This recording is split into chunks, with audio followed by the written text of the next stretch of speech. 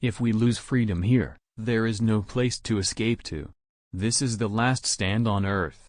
I've always believed that a lot of the trouble in the world would disappear if we were talking to each other instead of about each other. In this present crisis, government is not the solution to our problem, government is the problem. From time to time we've been tempted to believe that society has become too complex to be managed by self-rule, that government by an elite group is superior to government for, by, and of the people. Well, if no one among us is capable of governing himself, then who among us has the capacity to govern someone else? All of us together, in and out of government, must bear the burden. The solutions we seek must be equitable, with no one group singled out to pay a higher price. You and I have a rendezvous with destiny. We will preserve for our children this, the last best hope of man on earth, or we will sentence them to take the first step into 1,000 years of darkness. If we fail, at least let our children and our children's children say of us we justified our brief moment here. We did all that could be done.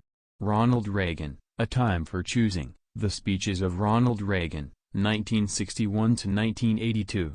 They tell us we must learn to live with less, and teach our children that their lives will be less full and prosperous than ours have been, that the America of the coming years will be a place where, because of our past excesses, it will be impossible to dream and make those dreams come true. I don't believe that. And, I don't believe you do either. That is why I am seeking the presidency. I cannot and will not stand by and see this great country destroy itself.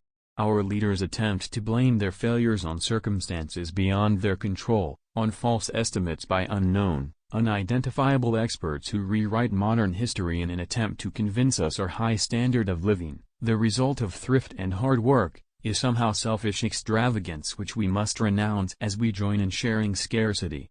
I don't agree that our nation must resign itself to inevitable decline, yielding its proud position to other hands. I am totally unwilling to see this country fail in its obligation to itself and to the other free peoples of the world. Remember that every government service, every offer of government, financed security, is paid for in the loss of personal freedom. In the days to come, whenever a voice is raised telling you to let the government do it, analyze very carefully to see whether the suggested service is worth the personal freedom which you must forego in return for such service. You and I are told we must choose between a left or right, but I suggest there is no such thing as a left or right. There is only an up or down. Up to man's age-old dream, the maximum of individual freedom consistent with order, or down to the antithesis of totalitarianism, regardless of their sincerity, their humanitarian motives. Those who would sacrifice freedom for security have embarked on this downward path. A people free to choose will always choose peace. Mr. Gorbachev, tear down this wall. If more government is the answer, then it was a really stupid question. Never let the things you can't do stop you from doing what you can.